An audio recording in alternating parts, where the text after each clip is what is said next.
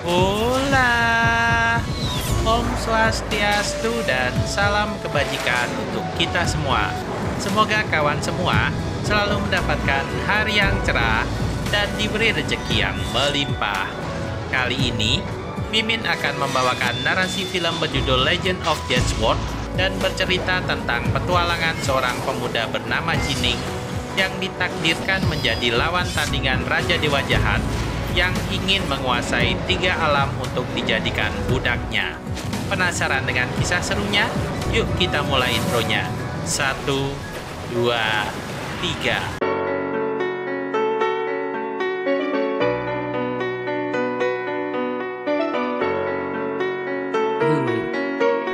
Hai guys, nih aku mau kenalin kalian situs game online terlengkap dan terhoki, yaitu IDN-GG.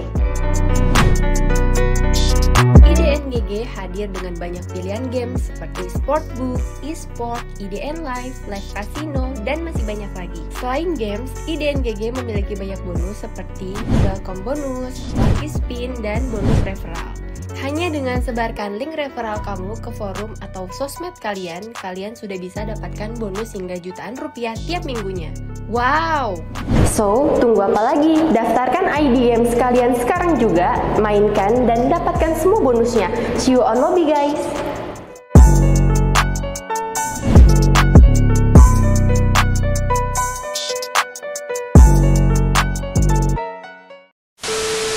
Awal scene menceritakan tentang awal mula peperangan antara dunia dewa, dunia iblis, dan dunia manusia yang dimulai oleh seorang raja dewa yang ingin menguasai 3 dunia itu di dalam genggamannya. Agar kekacauan dan kehancuran tidak semakin menyebar, Dewa Nuwa dan aliansi manusianya menyegel Raja Dewa di dalam sebuah segel langit yang hanya bisa dibuka oleh 3 pusaka yang saling terpisah. Selain itu, Nuwa juga menyiapkan benih prajurit langit yang akan berinkarnasi ke dunia manusia apabila Raja Dewa benar-benar terlepas dari segel langitnya.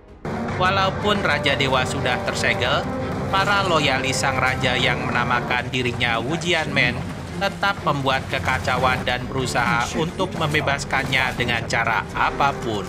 Kisah dimulai pada sekte Hebei, di mana guru Diancai memerintahkan muridnya yang bernama Yue untuk menjemput calon murid bernama Jining lewat jalur undangan khusus untuk menimba ilmu kultivasinya di sekte tersebut. Mendapat perintah itu, berangkatlah Yue ke tempat Klenji bertemu dengan sang kepala suku untuk mengatakan maksud tujuannya mengundang Jining ke sekte Hebei sebagai murid. Sayangnya, rencana itu harus tertunda karena Jining sedang berburu monster ular yang mulai mengganggu ketentraman Klenji dan memakan ternak peliharaan mereka.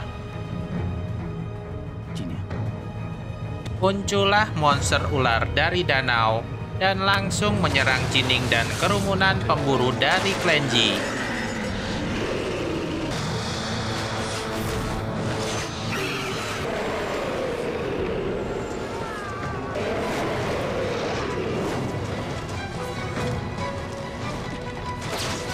Selama pertarungan berlangsung, dari kejauhan muncullah Chen Jin dan Zidao dari klan Longshan yang berusaha menyusup ke wilayah terlarang Klenji untuk mendapatkan kristal Yuanxi yang dapat meningkatkan kultivasi seseorang secara drastis.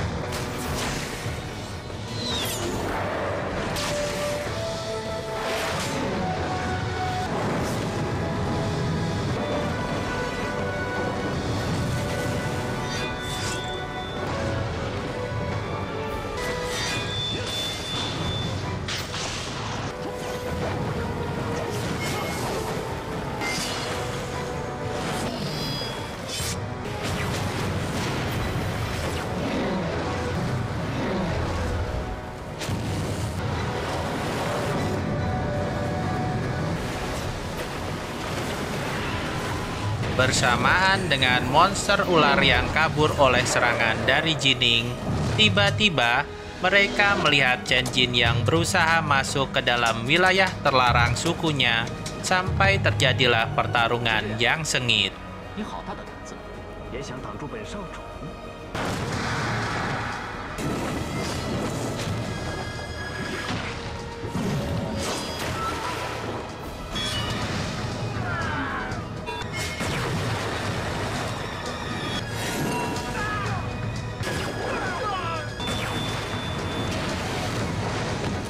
Tanpa diduga, serangan sabit Chen Jin rupanya membuka sebuah gua misterius yang tanpa pikir panjang langsung dimasukinya demi mendapatkan kristal Yuanxi.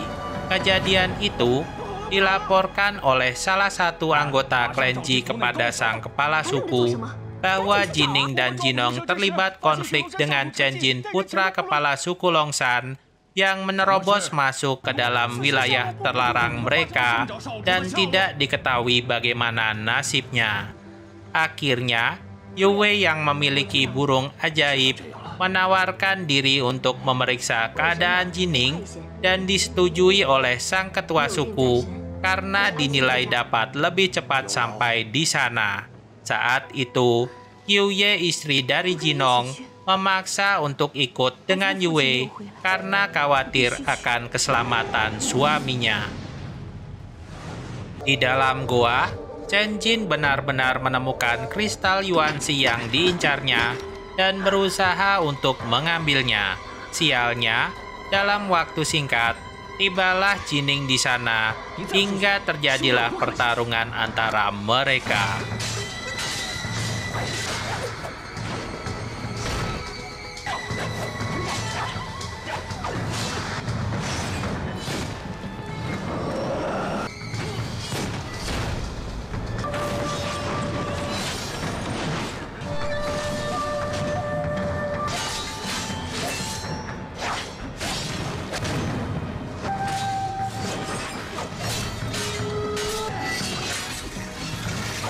Gesekan senjata mereka tanpa sengaja memicu reaksi ledakan gas kristal Yuanxi dan membuat mereka bertiga pingsan seketika. Tak berapa lama kemudian, tibalah Yue dan Qiuye di sana dan langsung menyelamatkan mereka berdua dari dalam goa. Setelah Yue pergi dari sana, Xidao yang bersembunyi memanfaatkan kesempatan itu untuk mendapatkan kristal Yuanxi yang melimpah.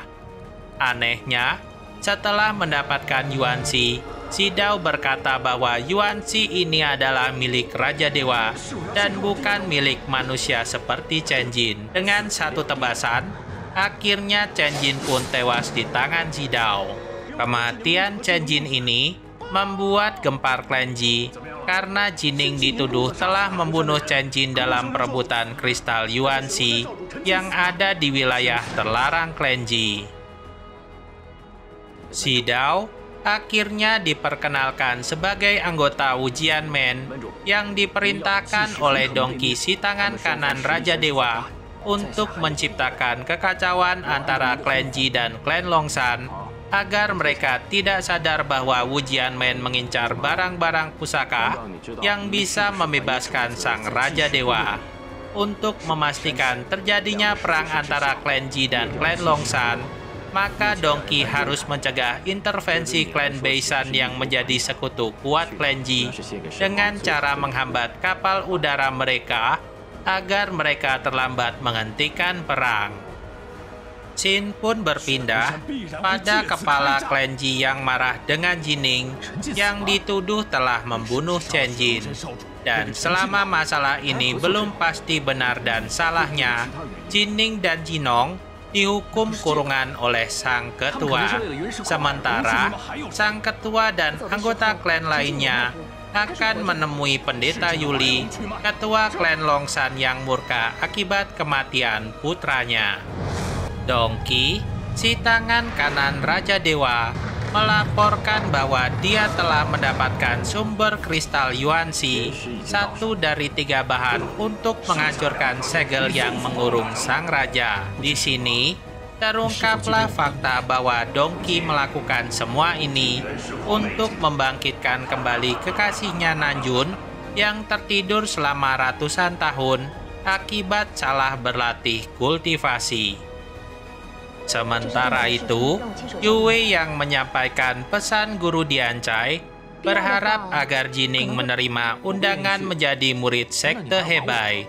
Namun saat ini, Jining tidak dapat menerimanya karena ingin melindungi klannya dari invasi klan Longshan yang ingin membalas dendam kematian Chen Jin. Yichuan yang merasa daya tempur klan Ji kalah oleh klan Longshan melakukan antisipasi dengan menghubungi kepala suku Beishan untuk datang membantunya. Untuk itu, kepala suku Beishan memerintahkan anaknya Bai Wei untuk membantu klan Ji melawan gempuran suku Longshan.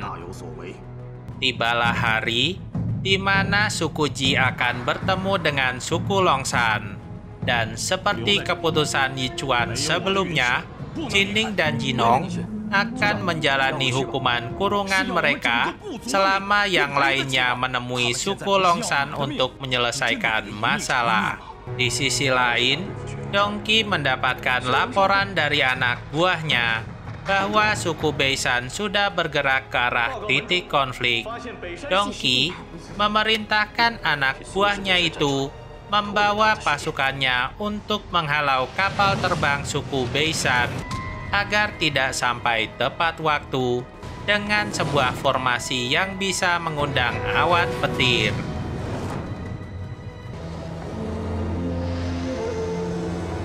Tibalah Yichuan bertemu dengan Zidao dan Pendeta Yuli untuk menyelesaikan permasalahan yang terjadi. Tak menerima permintaan maaf Yichuan, Zidao malah meminta pusaka Chen Xiling yang dimiliki oleh klan Ji hingga pecahlah pertempuran yang sangat sengit.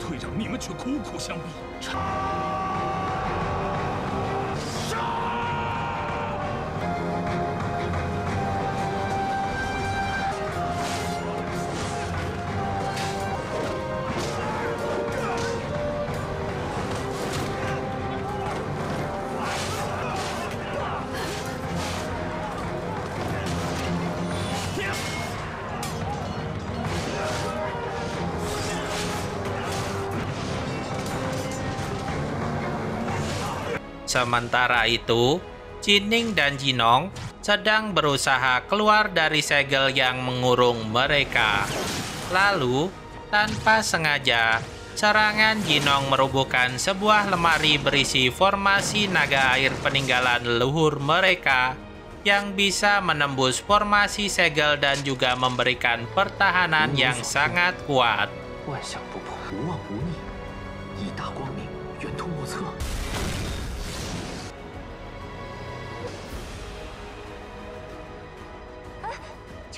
Pertarungan pun terus berlanjut hingga banyak korban berjatuhan dari suku Ji. Yichuan yang murka mengeluarkan jurus terkuatnya untuk menghalau suku Longshan.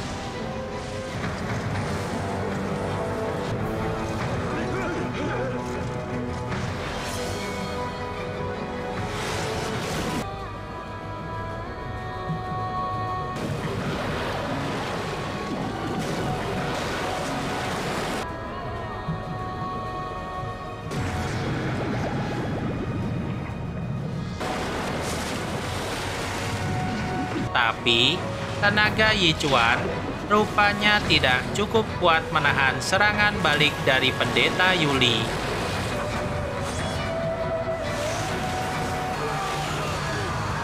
Lalu, setelah serangan pamungkas Yichuan berakhir, Zidao dan Yuli mengeroyok Yichuan berbarengan hingga Yichuan merasa kewalahan.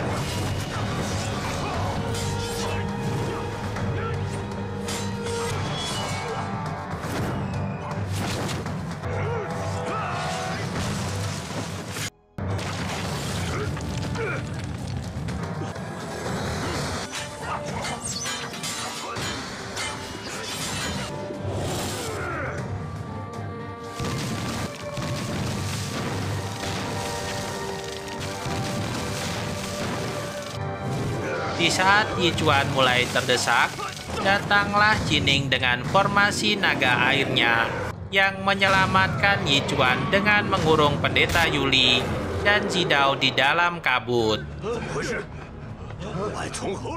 Formasi naga air yang belum dikuasai sempurna oleh Jining nyatanya hanya bisa mengeluarkan 20% potensinya dan menahan pendeta Yuli dalam waktu yang singkat.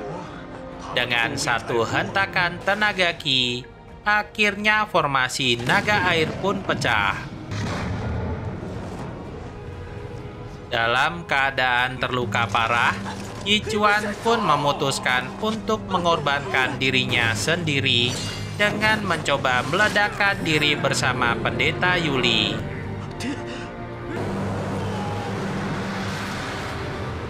Dibakar amarah, Jining dan Jinong menghambur menyerang, namun dihalau oleh senjata rahasia milik Zidao.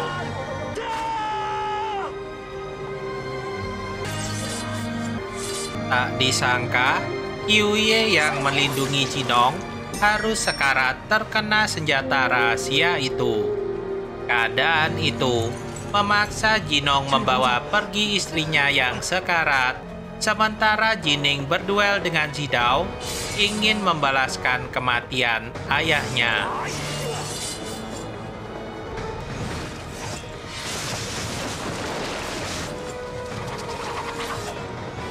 Sayangnya, kungfu Jining bukanlah tandingan Zidao yang akhirnya mengalahkan Jining dengan cukup mudah.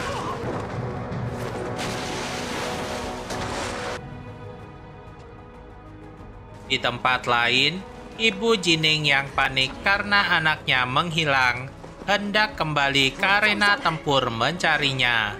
Tapi kemudian, Wei Yu yang baik hati menyuruhnya untuk kembali ke kediaman klan Ji, sementara dia akan mencari keberadaan Jining. Lalu, sampailah Wei Yu di bekas arena tempur dan menemukan pedang Jining di danau monster ular. Hal itu disampaikan kepada ibu Jining bahwa Jining kemungkinan masih hidup karena jasadnya tidak ditemukan. Jining rupanya masih hidup di dasar danau, diselamatkan oleh pertapa Huang penjaga tempat tersebut. Alasan mengapa Huang menyelamatkan Jining adalah karena Jining menggunakan kalung jimat yang dulu diberikan Huang kepada Yichuan 20 tahun yang lalu, setelah Yichuan menyelamatkannya saat terluka parah. Akhirnya, selesai Jining bercerita bahwa dia adalah anak Yichuan, Huang pun dengan senang hati menurunkan jurus pedang pertapanya kepada Jining untuk dapat melawan pendeta Yuli dari klan Longshan.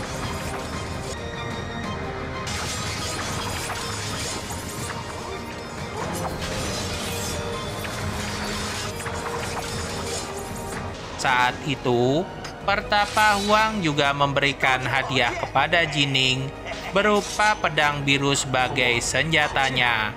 Namun, Huang mewanti-wanti Jining bahwa energi Ki Jining yang rendah saat ini belum mampu mengeluarkan potensi maksimal dari jurus pedang pertapanya. Adegan pun berpindah pada Jinong yang meratapi kematian istrinya di tengah perjalanan kembali ke kediaman Sekte Ji.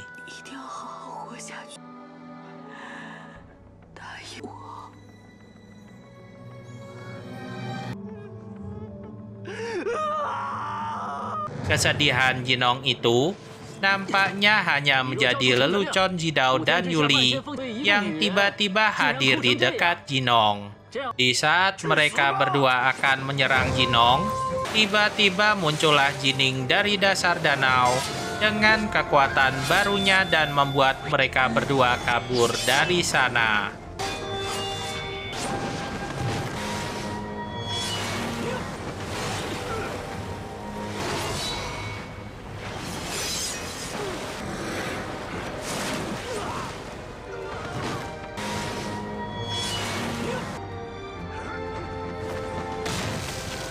Akhirnya, Jining berhasil membawa Jinong kembali ke kediaman klan Ji dengan mayat Qiuye berada di pelukannya.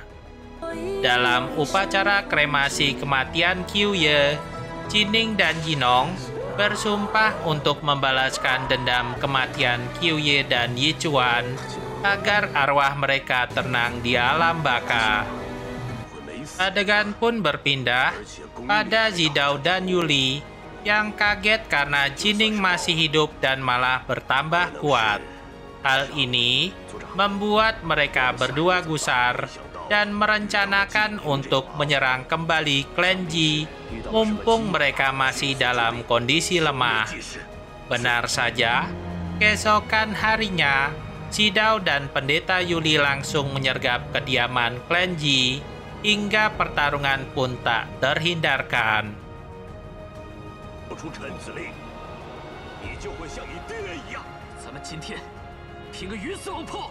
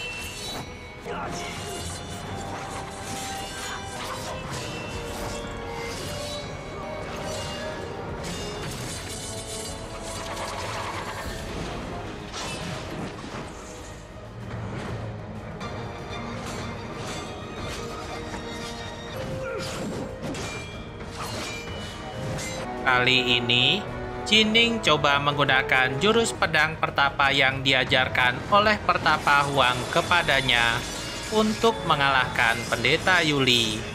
Jurus yang masih belum sempurna ini tentu saja bisa diantisipasi oleh Pendeta Yuli, dibantu oleh Zidao yang datang di sana.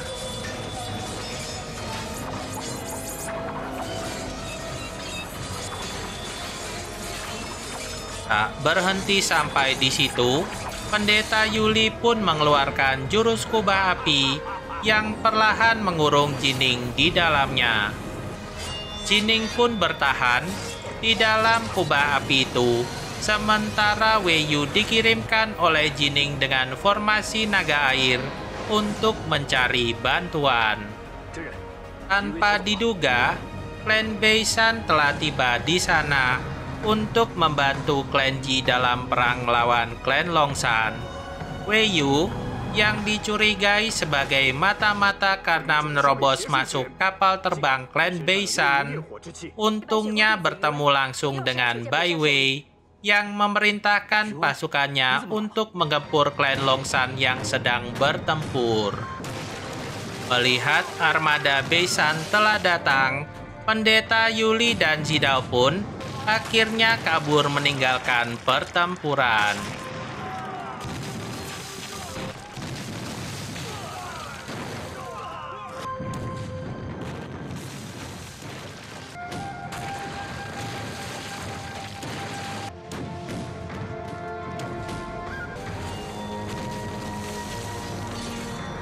Setelah pertempuran itu usai, dalam pertemuan antara klan Ji dan Beisan, terungkaplah fakta bahwa klan Beisan terlambat menolong klan Ji karena terhalang sebuah formasi awan petir yang dibuat oleh kelompok misterius.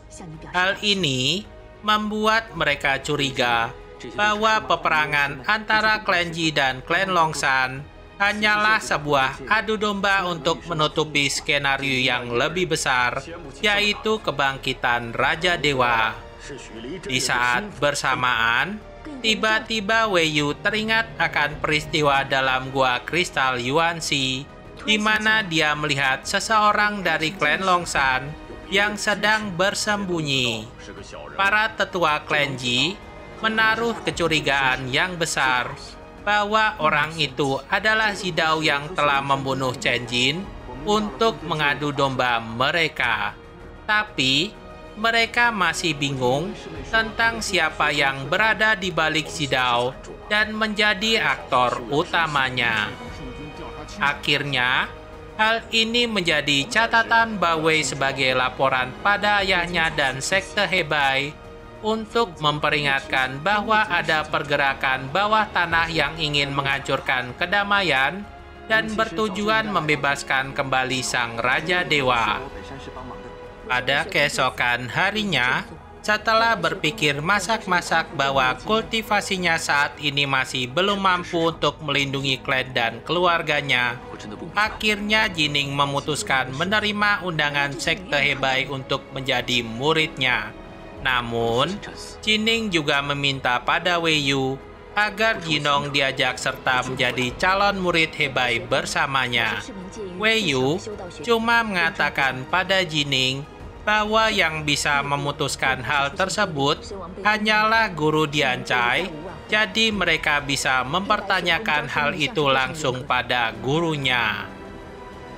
Di sisi lain, Jinong yang sudah kehilangan istrinya dan tidak punya apa-apa lagi di klan Ji, meminta izin pada ayahnya agar diizinkan mengikuti Jining berguru di sekte Hebei. Permintaan itu rupanya ditolak mentah-mentah oleh sang ayah yang menginginkannya menjadi ketua klan Ji menggantikan Jining karena Jining akan pergi menimba ilmu di sekte Hebei. Tidak hanya itu, sang ayah yang murka malah memaki dan menamparnya serta mengintimidasi Jinong agar dia mau mengikuti kehendaknya. 必须听从我的安排。以我这20多年来对你的养育之恩，就 Keesokan harinya, tibalah hari keberangkatan Jining menuju sekte Hebei. Dan anehnya, Jining tidak menemukan Jinong yang kata ayahnya tidak ingin ikut ke Hebei karena mau fokus menjaga klan Ji. Sesampainya di sekte Hebei, tiba-tiba muncullah Jinong yang menyusul mereka.